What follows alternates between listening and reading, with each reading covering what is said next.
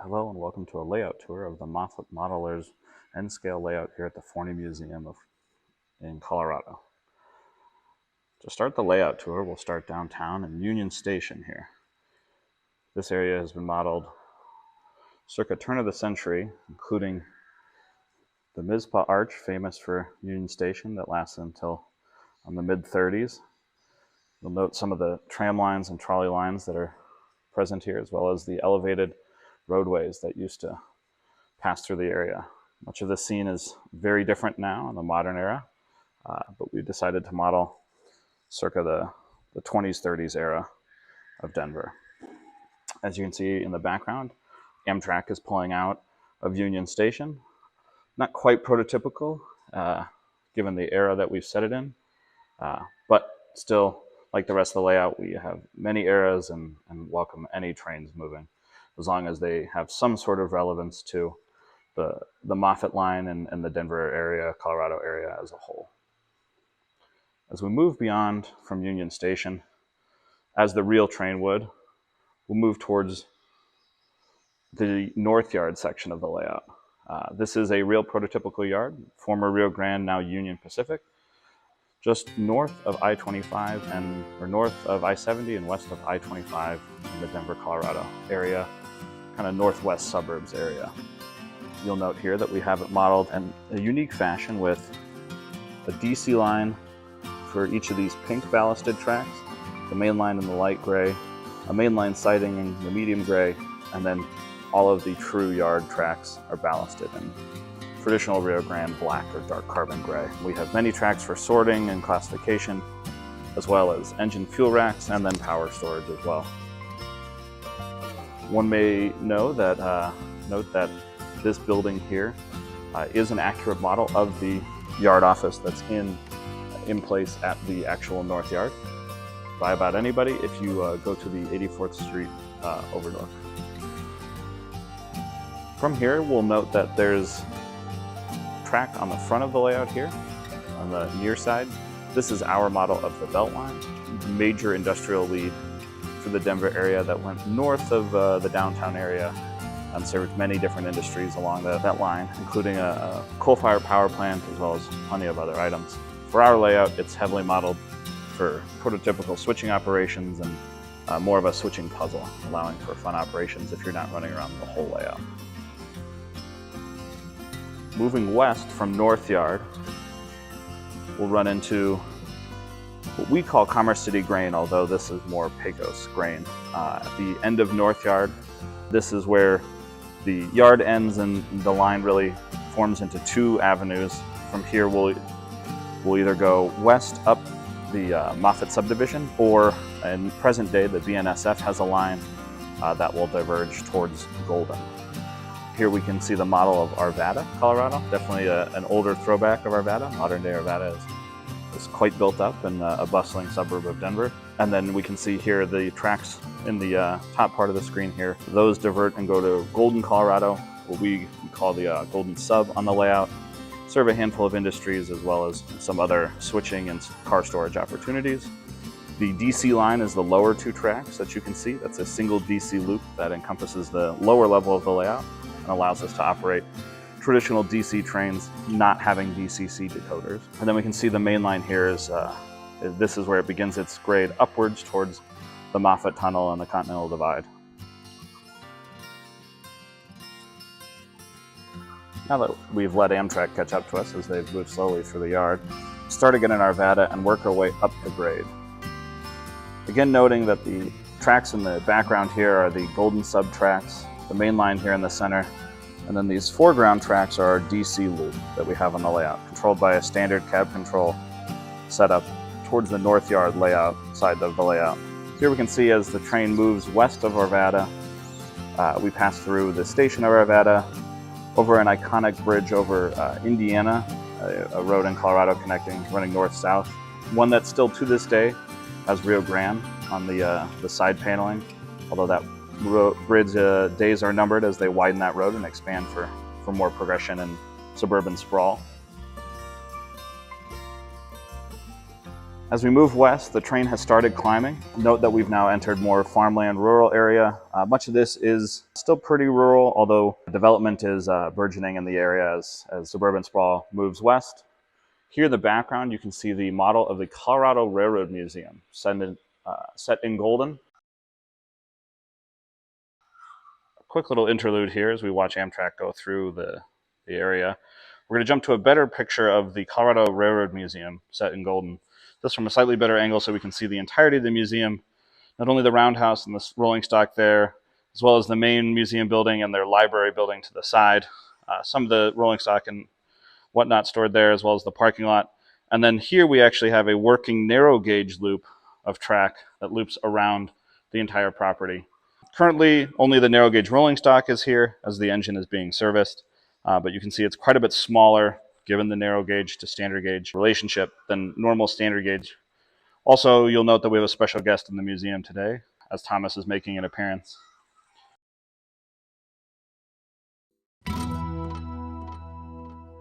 A great museum to visit for those one-to-one scalers, if you will, as well as to get a glimpse of a lot of Colorado rail history. Now that the train's moved past, we've moved past the siding of Leiden. Hard to tell here, but there's a small short siding here called Leiden on the layout.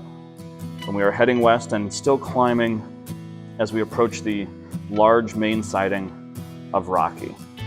We'll take a look over here. The siding starts over here and ends very distant in the background there, passing the windmills here, our representation of the National Renewable Energy and Wind Science Center that's located near Rocky Flats, kind of south of Boulder, on the Front Range still, not quite in the mountains. Definitely very visible from many different angles as these large towering structures. More modern of a development, not quite the same era as the Union Station component, but an irrelevant and noticeable component of the region.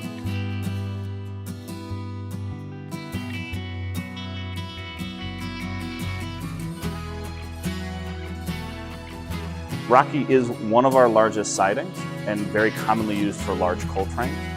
You'll also note that it has a house track back there, a third house track, a third track there. And then in the foreground here, this is our Rocky Spur. Currently there's nothing stored here, but in reality there is a Rocky local that will bring gravel and other items to a few industries off that spur. It was also pivotal in the cleanup of the Rocky Flats site, a lot of radioactive material that was there.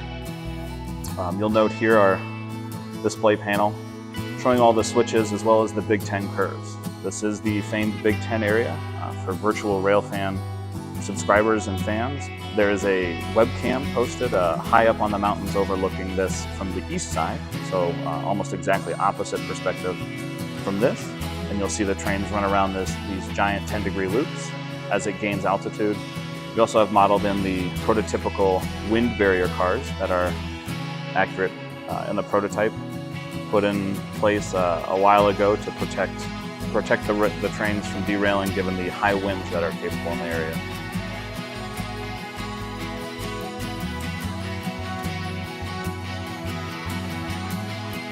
And then far back, you can just barely see the signals. In the video here is the Clay or Isle siding. It was known as Clay by the Rio Grande. I think it's later changed to Isle by the Union Pacific. And that runs along the back wall there and terminating just by these pine trees. Moving to a different perspective here, we catch Amtrak finishing the Little 10 curves and now traveling along the main, but along the Clay or Isle siding. And you'll see how the train comes through here. Up until this point, we're still on the Front Range of Colorado. We're still on the plains, if you will. As we make these final few curves, we start our climb up the actual Front Range of the Rocky Mountains, through the Flatirons area, and deep into the foothills of Colorado as we make our trek towards the Continental Divide. We are also about 9 to 10 inches off of where we were at Union Station on the layout, as the grade is somewhat prototypical and does continue to rise as we move up through the layout. Here we can see the train going over a bridge over what is called Coal Creek Canyon Road. This is a real location common for rail fans and travelers west alike. Very iconic for the passage of trains, as well as steep grades that are notable on this section, which is the section just ahead of Tunnel 1, as modeled on the prototype. We don't model all 28 remaining tunnels on the tunnel district, but we do our best to lend the experience by modeling quite a few. At this point, the train has entered Plainview. It's on the main here, but we modeled the Plainview siding as well as the Plainview house track here. This area has changed quite a bit recently with some more urban development, but is modeled here as quite an open, sparse mountain landscape.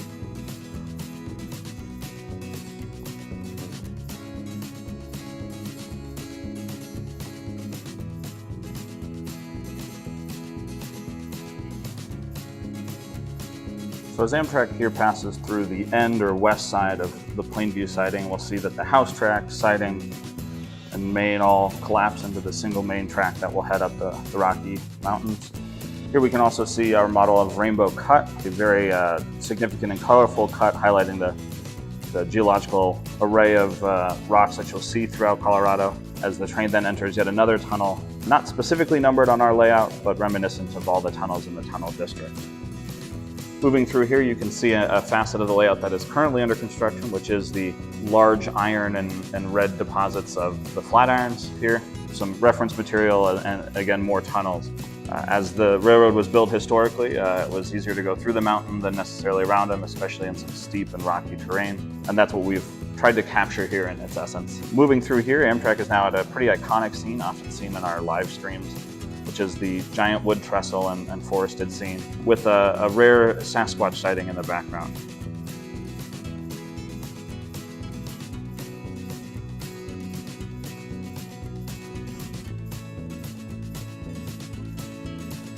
The wooden trestle is long gone, but the fill area now has taken its place.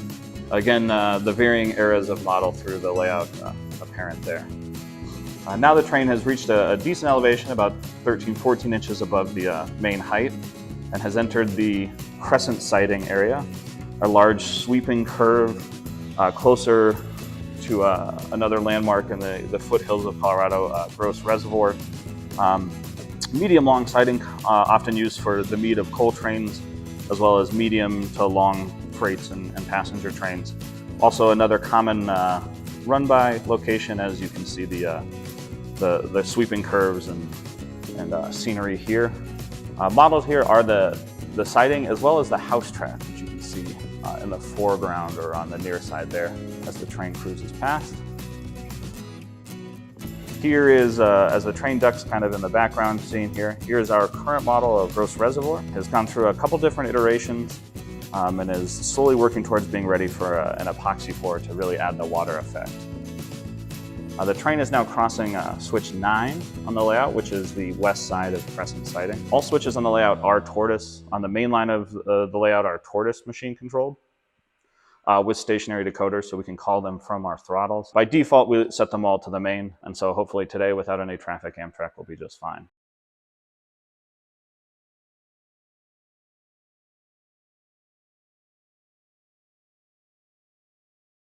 Here the train continues to work west.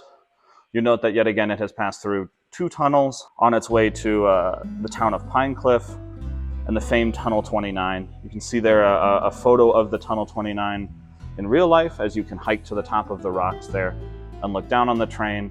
A very spectacular location as the train kind of sweeps through a little valley and then immediately over a bridge over South Boulder Creek and then into the siding and location of Pine Cliff. This is a small mountain town, not commonly served by any industries or anything like that, but a fun stopping point for passenger trains as well as a meeting point for medium to short trains. As you can see, the siding is not too long, but also does have a house track, again, for a lot of maintenance of waste storage, or even for helper service if we're running large coal trains that may not be able to make it up the grade. Because again, at this point, we're about 18 inches above the level that we were at when we were at Union Station. And then the train will duck into another tunnel, this being one of the final tunnels on the layout, and most likely our model of Tunnel 30.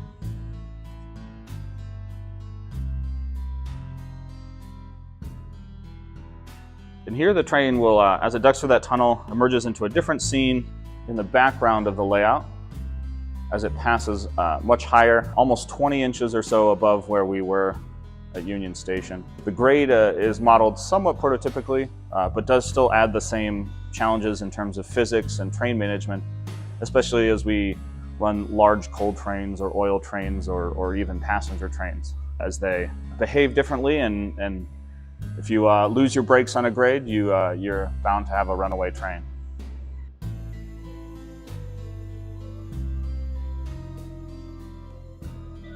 And here we enter the final siding of the main line before we'll actually duck through the Continental Divide. We can call it Rawlins or Moffat or Toland. Those are the three prototypical locations for this last siding. We only have modeled one here. It serves a purpose for all three of those. And it is, again, one of our longer sidings to make sure that we can handle the large coal trains and unit trains that are moving through the layout.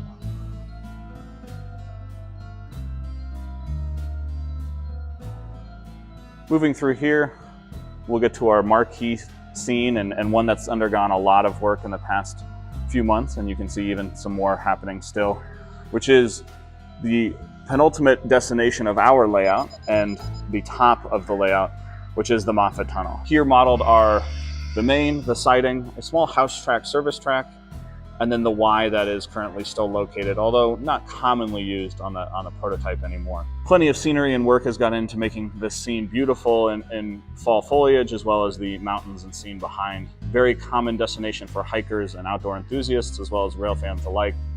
And then we'll watch as the train ducks into the tunnel. And once it makes it through, we'll join again and show some more behind the scenes of where that train actually will end up.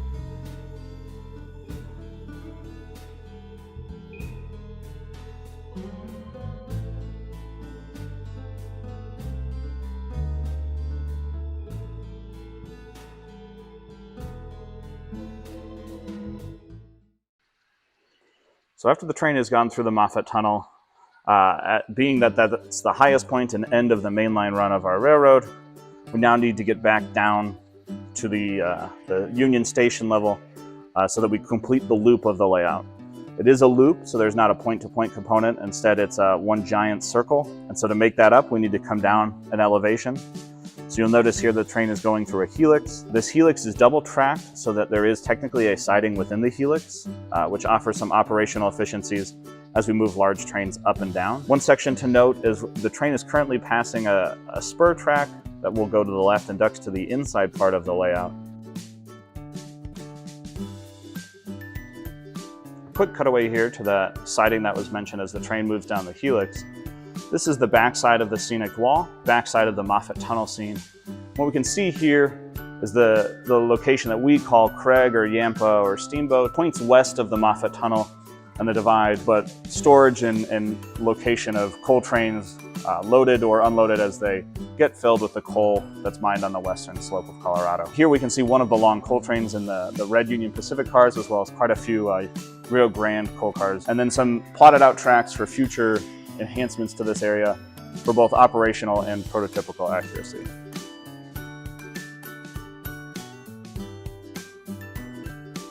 As you can see, the helix is quite large and has the 5 levels. This will then, at the bottom of the helix, the train will dump into the front track or foreground here. The track in the inside of the helix, that siding, actually bypasses the left section here that we'll visit next, which is the Burnham Shops area, and instead heads back to Union Station where we originally caught the train. Now that our train has reached the bottom of the helix, we'll continue on through the Burnham Shops scene of the layout.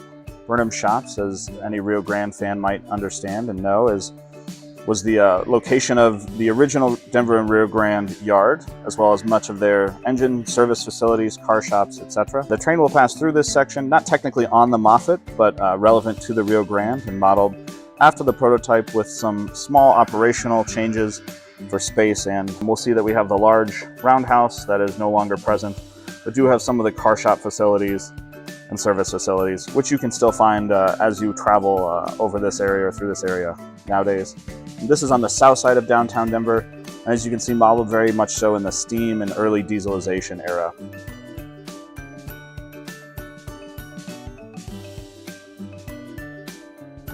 As our train ducks through the wall there, it heads into our hidden staging section of the layout.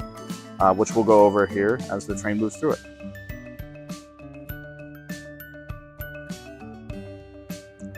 After having gone through Burnham Yard, we've gone through the tunnel and now have entered the hidden part of the layout, not normally seen by patrons or the public when we're running operation. Train is on the main still, but the inside track there is the Burnham siding, which started in the Burnham Shops area and will continue here. Often used for staging trains that are leaving the staging yard before they're ready to go up or down the helix. Now that trains move past the Burnham siding, it enters the main staging yards, hidden staging yards of the layout. The back side is our west staging and the front side is the east.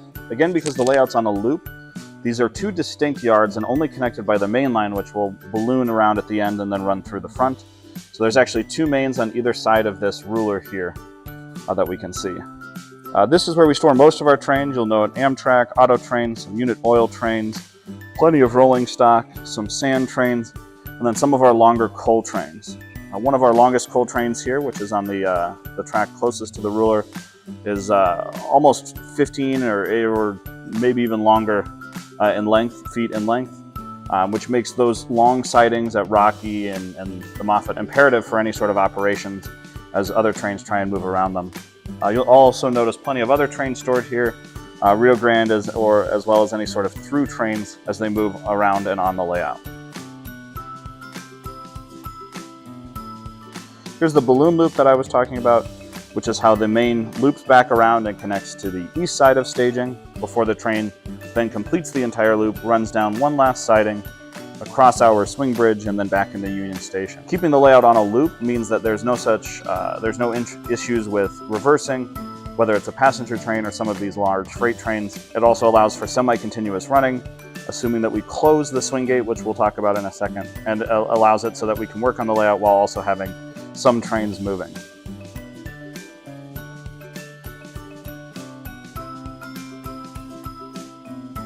While we're back in this area, this is the inside of the layout.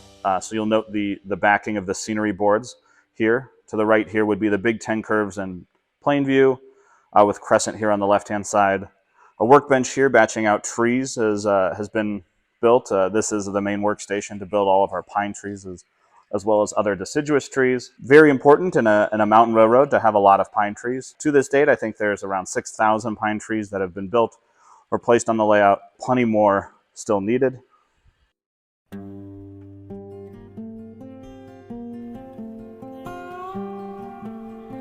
As we pan this direction, we'll note that our train has jumped into one of the near tracks of east side staging here. And we can also see the main tables and locations of car cases, etc., that our members use when we come and have operation days. Not everything that lives on the layout is club owned. Some of it is private, but members are also welcome to bring their own trains and run those on operations days as well, whether you're testing new equipment or just want to run something specific to your taste. As the train now exits the east side of staging, we yet again will see a siding here. This is our Smith Road siding, one of a decent length sidings on the layout, and again used for staging trains in and out of the actual staging yard. You'll note that this is in the foreground while the Burnham Shops siding is in the background.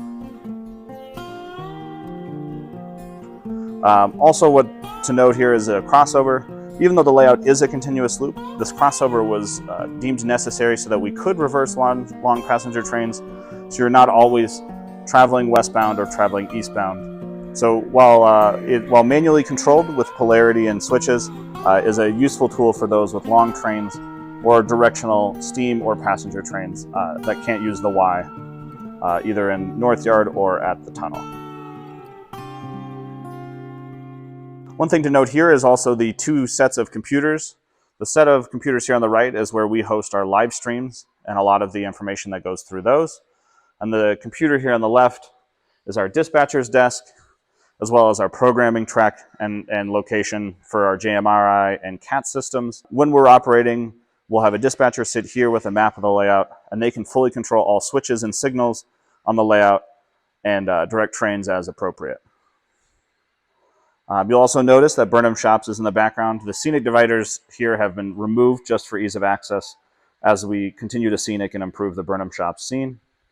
And the train is now exiting or reaching the end of Smith Road siding, and we'll slowly snake around through the bottom of the helix here and then across our swing bridge.